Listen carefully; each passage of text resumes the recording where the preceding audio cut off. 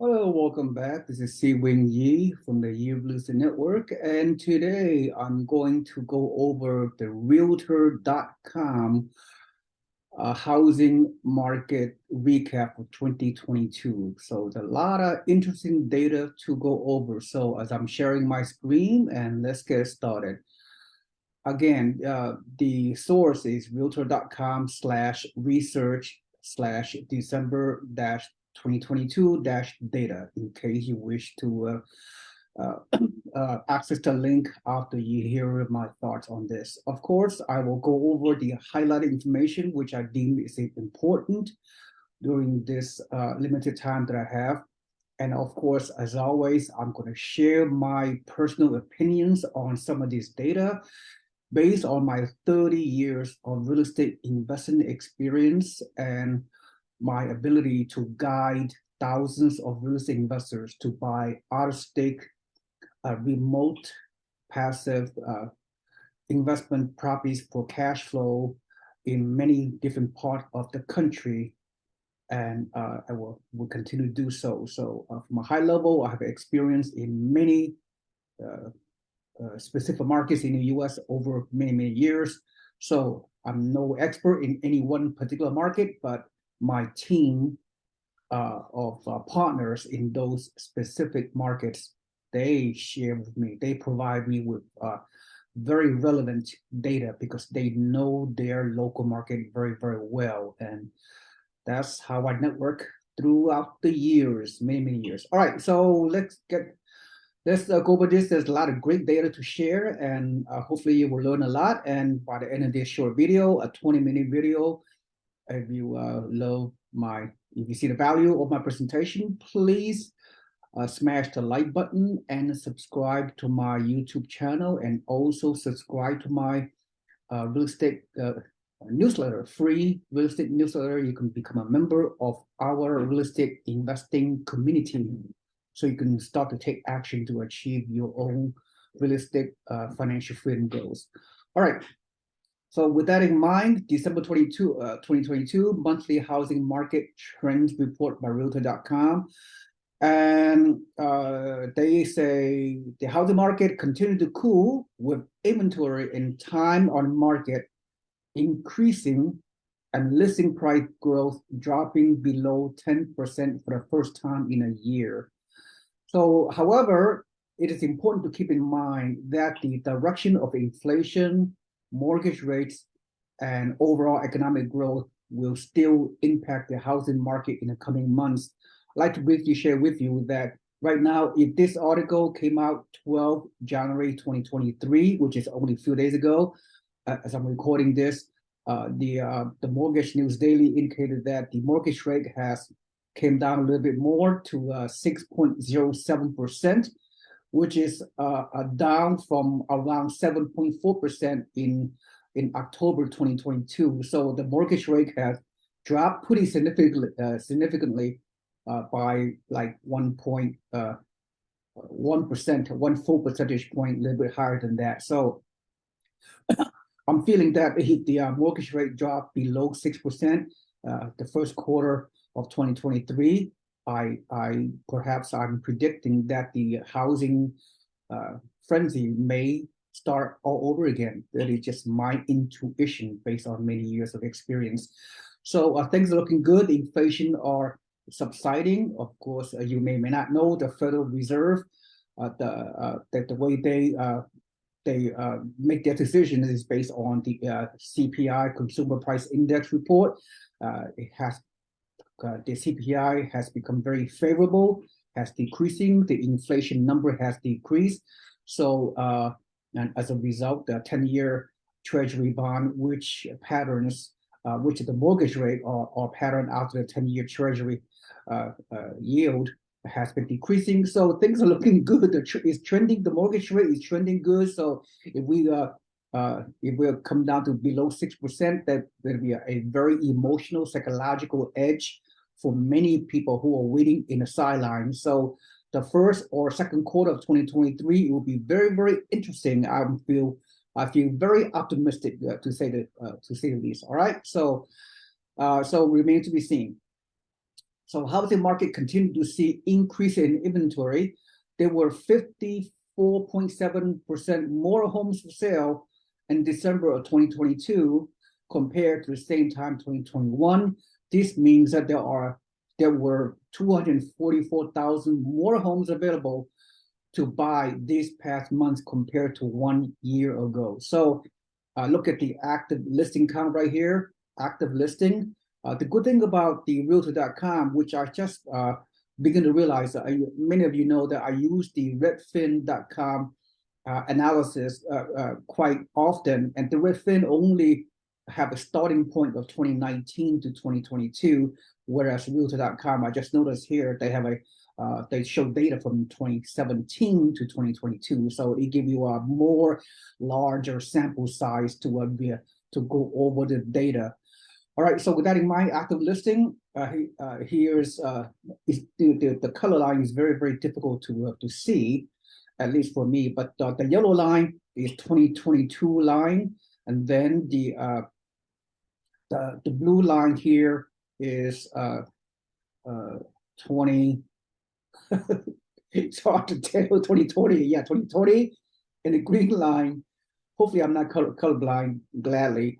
And the green line is 2021. All right, and then the red and blue and yellow line are all pre-pandemic lines, which is 2019, 2018, and 2017. So with that in mind, the active listing of homes year to date has increased by 54.7% year over year, December 22 from December 2021, which is right here. So increase of active listings year over year by a whopping 54% from 2021. Each time I say 2021, you know, the year 2021 is a very historic year, is an anomaly, if you will, meaning that I kind of feel uncomfortable and reluctant to compare, you know, have a 3 to 4 year comparison to 2021, because 2021 is not a large sample size. It's such a unique happening in our real estate history that you have to take it with a grain of salt, because I look at number from a historical perspective, which have a larger sample size. So each time I say compared to 2021, yeah, you know, the data is just very kind of misleading. You know what I mean? All right. So anyway, so even though the listing has increased dramatically, 2022 from 2021, you compare to the pre-pandemic level, it's still, the listings are way below the pre-pandemic level. The pre-pandemic level, as you can see, the active listings are, you know, in excess of 1 million to 1.2 almost, right? However, during the pandemic of 2020 to 2022, the listings are below 1 million. So take it, you know, for what it is, the big picture. So so you understand what's going on. So total listing report. Now, total listing report is up 6% year over year from December 22 to 2021. Once again, is you know, somewhat the gap is kind of narrow, but again, compared to a pre-pandemic level, the total listings is still below the level in over the past 5 years until now. So the highlight paragraph right here, the number of homes under pending sales. Before I'm going to go over the pending sales, the number of homes under pending sales, pending listings declined by a whopping 36.8% compared to the same time last year. Okay, so we have a very large decrease of homes, pending homes for sale year over year, 2022 from 2021. And so this means that the housing market is starting to stabilize at a relatively low level of existing home sales activity. Okay, so let's look at the pending sales.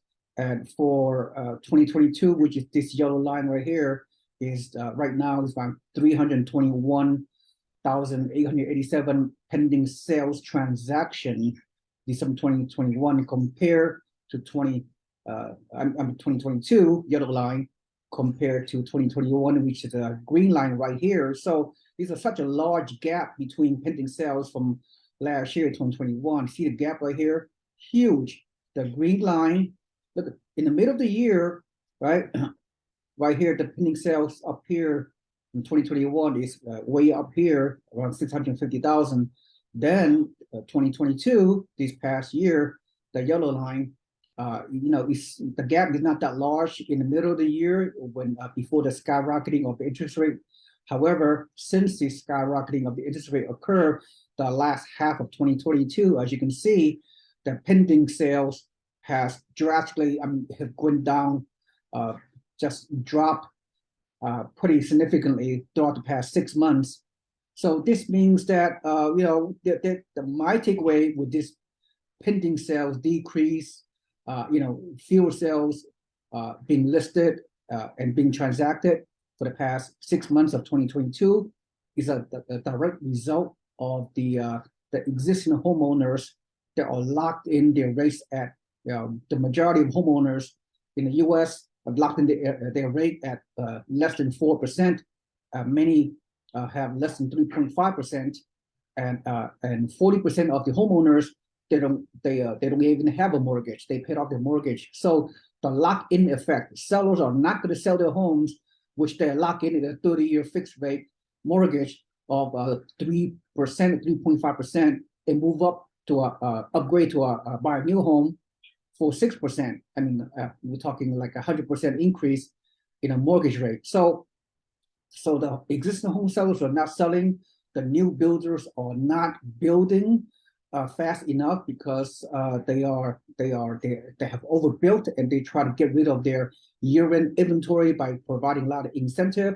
So therefore, the nationwide builders they are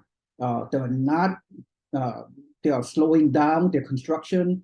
They're slowing down in obtaining new permits. So it's very, very interesting moving forward. New construction homes is going to slow down for the next few years. And then the homeowners are, they have very little motivation to move up from a 3% mortgage to a 6% mortgage. So only time will tell, in my personal opinion, the best way for an existing homeowner to willing to give up their 3% mortgage, if the interest rate, if the mortgage rate in the next foreseeable future will decrease to what, 5.5% to 5%, maybe that may entice some homeowners to give up their fixed rate 3% mortgage to move up to a 5% mortgage. So that remains to be seen. So let's watch the Federal Reserve watch the mortgage rate in the next few quarters of 2023. So newly listed home, let's see what I can tell here. Newly listed homes, the homes that are coming down the pipe is down 21% year over year from December 2022 to December 2021. And my takeaway with the newly listed home is that as you can see, the yellow line is this year, 2022, has decreased by 21% year over year from 2021. So as you can see, prior to 2022, the newly listed homes are pretty much patterned with each other. The beginning of the year, a lot of sales activity, the middle of the year, then toward the last quarter of each year, due to seasonality, the fewer people list their homes during the last quarter of each year. But we see a trend of widening gap between this year and 2022 from the previous few years. So it's just we have to monitor that to see what's going on. So the highlight of this particular paragraphs right here, the number of homes for sale in the 50 largest city in the U.S. has increased 74.6% compared to last year. By the way, we only talk about the 50 largest cities in the U.S. tracked by Realtor.com. Do you realize there are more than several thousand cities in the U.S.? there are more than 1,000 counties in the U.S. So you have to take it perspective. A lot of these websites, whether it's a Redfin or Realtor.com, they only track a certain segment of the real estate market. So furthermore, real estate market is hyper local. Each local real estate market is very different than another. So don't paint a wide brush that, these national housing headlines that you've been getting perhaps from myself and other websites and mainstream media. It's just the housing market is so expansive, so dynamic. Is really down to the local neighborhood, local city, local region, local block, local APN. So so that's the takeaway that's what I want to share with you. So let's get back to the article here. The number of sales in larger 50 cities has increased. That means more inventory because of a lesser demand as a result of the higher mortgage rate. And the West regions have seen the most growth in the number of homes for sale, with a 110% increase compared to last year. And the South region has seen the second most growth with 103.9% increase in number of homes for sale. The Midwest and Northeast regions have seen the slower growth with 28% and 16.8% increases respectively. Active listings in the West nearly reached pre-pandemic level 2019 levels with a minus 3.9%, while the other regions are still below the benchmark, which is 40% in the negative in the Midwest, 37.9% negative in the Northeast, and 26.7% negative in the South. So in December, the regions saw new listings activity above the previous year. So South saw nearly a decline by 17.2%. So inventory increased in 49 of the 50 of the largest metros compared to last year. The metros with the most inventory growth include Raleigh, which is a whopping plus 226.2%, Nashville plus 226%, and Austin plus 186%. The only metro to see inventory decline on a year-over-year basis is Hartford, Connecticut. I don't know anything about Hartford, Connecticut. Sorry. I don't follow the market, never have, never will. So the takeaway from this more inventory, if you don't know already, here's my personal thought once again, because as a real estate investor, I have guided many of my mom and pop real estate investors to buy cash flow, low price, entry levels homes in many markets in the country, and Austin and Nashville and in Raleigh, North Carolina. We have investors buying properties there over the past 2 years. They have done very, very well. But these kind of markets are really called boom town, post pandemic boom towns that have achieved skyrocketing of home prices, during the pandemic, and so now they have more homes available to purchase because of the high rising prices, making less people can afford to buy. Less people can afford to buy in these boomtown markets. They have more inventory for sale right now. So you can say it's a good opportunity for buyers, for those that can afford it, to buy at a lower price with less competition, with more incentive, the whole 9 yards. So there's always they're always like both sides of the story. There's there's a crisis, there's an opportunity. So never right time to buy, never wrong time to buy. It all depends on your situation, of course. All right, so let me see what else I could see here. Homes are spending more time on the market, of course, because of the less demand as a result of the sudden rise in the interest rate that really shocked a lot of people psychologically, emotionally. So people are waiting on the sideline. People are scared about the potential recession, about inflation, about the economy, about the job market. all these fear-based scenarios that may or may not be true, but human beings are very, very emotional. They overreact. They get scared. I'm not a psychiatrist, but I've been in the real estate long enough to understand the emotions of humans are much more greater than rationale and common sense. All right, I digress. So homes are spending more time in the market. Yes, the typical home spent 67 days on the market this past December, which is 11 days longer than the same time last year. And so the 50 largest metros tracked by Realtor.com in the U.S. The typical home spends 61 days on the market, and so this trend have seen across all the regions with the larger metros in the West. I live in San Francisco Bay Area, so over long term, the housing market in the western region of the U.S., such as California and in particular Bay Area, is very cyclical, right? It's up and down. Everything's very dramatic. So I'm not surprised by what's going on. But anyway, say the West is seeing the greatest increase in time in the market, plus 18 days, followed by the South at plus 18 days longer in the market. Northeast is plus 5 days, and Midwest plus 5 days. So out of the 50 largest metros, 45 saw an increase in the time on market compared to the previous year. And of the 5 markets which saw the shrinking time on market, the biggest declines were seen in Milwaukee, I don't know why, New Orleans, minus 5 days. Time on market increased mostly in Raleigh, plus 36 days, Phoenix, plus 34 days, Las Vegas, plus 33 days. What that means, as I briefly mentioned, Raleigh, Phoenix, and Las Vegas is part of this post-pandemic boom and somewhat of a bust market.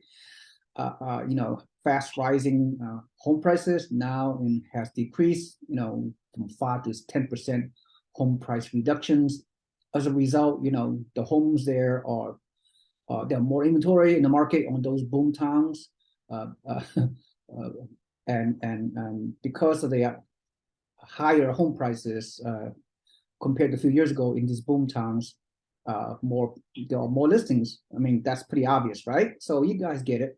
So, but 61 days, by the way, 61 days in the market are compared to a couple of last year and even 2021, 2020 is a very dramatic shift. But if you compare to 2017, 2018, 2019, before the pandemic, the average time on the market is around 60 days. So, you can take a short-term perspective, which is very, very, as a big gap in trending. But if you look at the overall longer-term perspective, days on the market, 60 days or so is, pretty average, pretty normal, healthy market potentially. Just want to share that with you.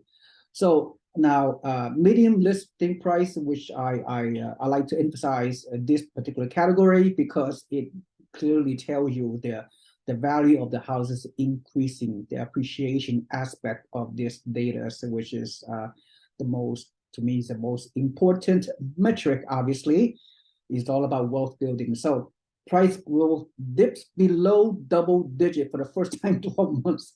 Isn't that, still rising just a little bit this past year, 2022, but prior to 2022, we have, double, triple, quadruple price rises, right, during the pandemic. So anyway, is a matter of perspective. So with that in mind, the national median list price declined to $400,000 in December 2022, down from a record high of $449K in June, a whopping 11% price reduction in the past 6 months. Again, that coincides with the skyrocketing of the mortgage rate from 3.5% in the early part of 2022 until, at the high of 7.3% in October, now down to 6.1%. So anyway, 10% from a national perspective on the average. The housing price was reduced for the past 6 months, but you have to still there's growth, right? As you can see, even though there's a decline 11% from June 2022 to December, we still have a year-over-year house appreciation nationwide, according to Realtor.com, which is plus 8.4% year over year, right? From decline from 449 in middle of the year to 400K right now, which is 11% reduction, pricing reduction. Now, still compared to 2021, still at 8.4% gain year over year. But if you look at the from 2017 to 2022, we're talking a 5-year timeline. Again, it's all about the overall perspective. You know, that larger sample size is such that, look at this. In 2017, the median price of a home back in December was a mere around the mid 200s, around 240K. Now has increased to 449K in June to 2022. Now increased to 400K, from 240 to 400K in a 5-year span. We're talking what? I mean, my unofficial calculation is such that the price is almost double in the past 4 to 5 years. So that's, you can look at that from a good positive perspective, meaning the people that have the courage and have the wherewithal and have the budget to buy homes, whether primary homes or investment homes, you have seen price dramatically increase year over year in the past 5 years.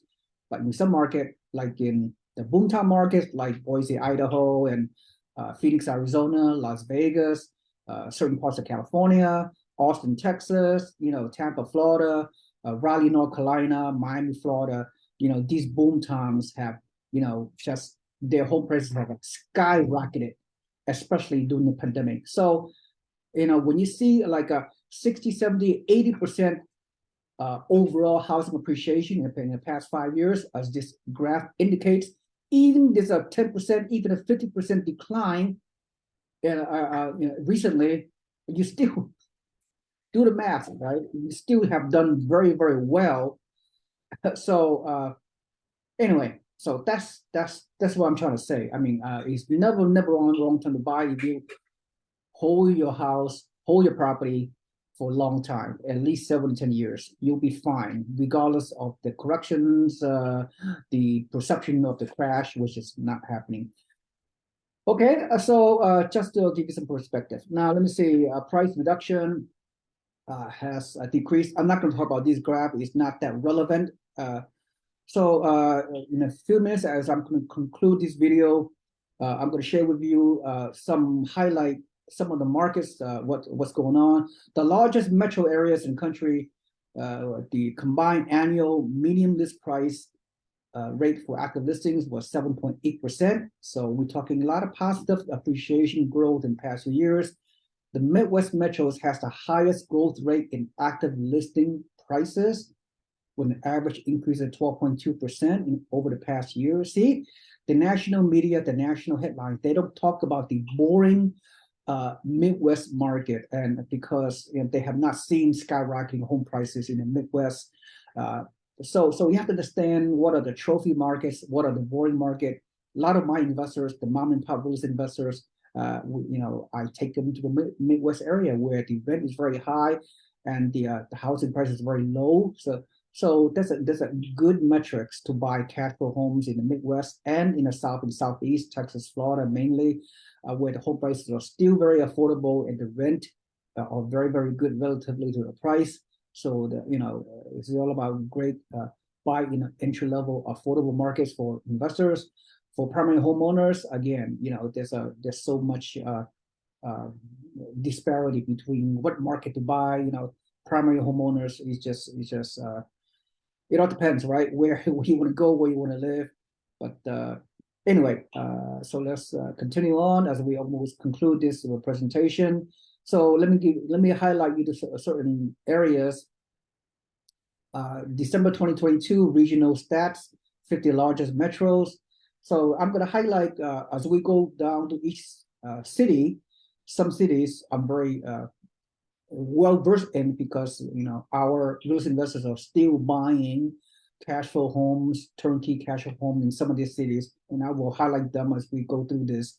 But before we go through the city by city, region by region, metro by metro, I want to highlight the most important thing is I'm going to highlight the median listing price, right? Year over year, December 2022 from December 2021, this median listing price is pretty much are in alignment with the appreciation growth year over year in a particular region, in a particular city. And the next thing I'm going to share with you, I want to highlight on this graph is that let me see what, okay, I'm sorry, right here, medium medium listing price asking. These are year over year 2022, 2021 appreciation rate, increasing in prices, asking prices and accepting prices. So I will go through the highlight a couple of cities, several cities, based on my direct experience, and then active listing count. I'm going to go over the active listing that it tells you how many more people are listing their prices relative to the past year. So yeah, these two categories: medium list price and active listing price. Active listing price mean from year over year how many more homes are being listed compared to the previous year on a particular city and market, right? So these other categories not that important. Okay, medium list price and active listing count. How many listing throughout the year on some of these markets. So with that in mind, let's go over and for the remaining few minutes, Austin is an area that we promote for our investors. I wouldn't ask my investors to buy inside Austin, which is a median price is a whopping $525K. If you can buy in the suburbs, in a submarket of Central Texas, Austin, you can do fine because you will cash flow with a much lower than 525K home. But with that said, Austin have 186% increase in listings of homes. So again, okay, the thing is, my opinion is such that the fast rising boom town skyrocketing home prices in the past few years are those markets have higher active listings moving forward than in the past. Just going to show you what does that mean. That means that the primary homeowner, first-time homeowner, so whatever, owner occupied, you have more inventory to evaluate. You have less competition. You can you could have more in. They give you the seller to give you more incentive. There's a lot of incentives, a lot of benefits you can buy right now. If you can afford it, if you have a long-term perspective and all that. But for risk investors, again, you have to buy based on the rent to value ratio, based on cap rate. So the lower the home, the prices that match the rent you can collect from a renter, that would be ideal in some of these markets. All right, so let's go. Austin, I went over that. So Austin prices year over year has finally decreased to a point where there was no appreciation this past year, which is not surprising because just like the other boom towns, you have triple, quadruple skyrocketing of home prices during the pandemic frenzy. All right, so Birmingham, there's a very stable market, which I really like. So the price is very, very low and the rent is very high. So investors, I'm taking my investors to Alabama, not just Birmingham. So very stable market, but nevertheless, the inventory has increased by almost 70% year over year. Buffalo, we have a great team in Buffalo that provides some amazing cash flow homes. The prices are a lot less than 225K. But the rent is very high, great cash flow. So they have a very good metrics, 5.4% increasing asking price. So the market is going to do very, very well in Buffalo region area. Let me see, Charlotte, just increase inventory of increased listings, active listings by whopping 111%. Let me see what else. Let me highlight some areas. I mean, again, a lot of these Midwest markets have are projected and predicted to do very well by various national news media, not just Realtor.com. Columbus, Ohio, the prediction is that the new asking price is double digit, 3.7%. So it's looking good in the area. Dallas is okay. It's 8.8% new asking price moving forward. More listings, 160% more listings than prior years. Let me see what other market I could. Why Kansas City, Missouri, showing a almost 20% increase in active asking price year over year. So that could be a good market for people to pull the trigger, especially for real estate cash flow investors. So I don't know too much about Kansas City, but all the numbers looks good. Las Vegas, hometown boom to bust, at least on a short-term perspective. We do not anticipate too much of a price appreciation, at least for 2023. And there are more listings, 108% more listings than in the prior years. So in the cyclical markets, in the high price markets in the West, like LA, as you can see, the median price is still very high. No appreciation is expected in the near term, and more inventory, 92% more active listings moving forward. Let me see, Miami, median price 590. No, I don't think so. Miami, again, it depends on neighborhood. Miami, Fort Lauderdale is the Gold Coast of South Florida, and home prices are skyrocketing the past few years, and there's no downturn in sight. 20% increase in asking price year over year. Yes, supply is very limited. You have massive amount of buyers and investors are plunging into the South Florida market, and the home prices will continue to skyrocket regardless of the recession, inflation, whatever, because you have foreign investors, you have Wall Street, you have savvy retirees with buckets of money, and plunging into Miami, Fort Lauderdale, South Florida. But prices are very expensive, way above 590 median price in my estimation. You have multi-million-dollar homes in Miami. It's the Wall Street of the South. Wall Street of the South is Miami, South Florida. So I would not take my investors there, because you're not going to cash flow, because home prices are so high there, will continue to increase dramatically. That is my personal opinion. Take it for what's worth. Miami, Fort Lauderdale, Palm Beach is the lifestyle of the rich and famous, and is a playground of the rich. Okay, that's all I have to say. All right, okay, I think that's it. Anything else I can highlight? Orlando still increasing in prices. Phoenix not so much, because they have grown so much, skyrocketed so much in home prices. California, as you know, I mean, the prices they go through a large correction in many housing markets in California because of the rising home prices. Same with Sacramento. San Antonio going to do well. San Diego still going to do well, even though the price is very high. San Francisco, median price of around 1 million is probably too low. San Jose, 1.4 million. No, median price is still 1.8 million, even though there's a 10 to 50% home price decreases in the past 6 months, but still have more inventory, more active listings in those western regions in California. Seattle, no different. A lot of new active listings, because home affordability is very challenging. Tampa is doing very well, even though home prices are increasing. Asking prices is going to be higher year over year. All right, so that's pretty much it. So a lot of data. So hopefully you can digest this data and just just sink it in to see what's going on. So a very interesting market to say the least. So anyway, so that's my takeaway. So if you see a lot of value in this video, please smash the like button and subscribe to my my YouTube channel.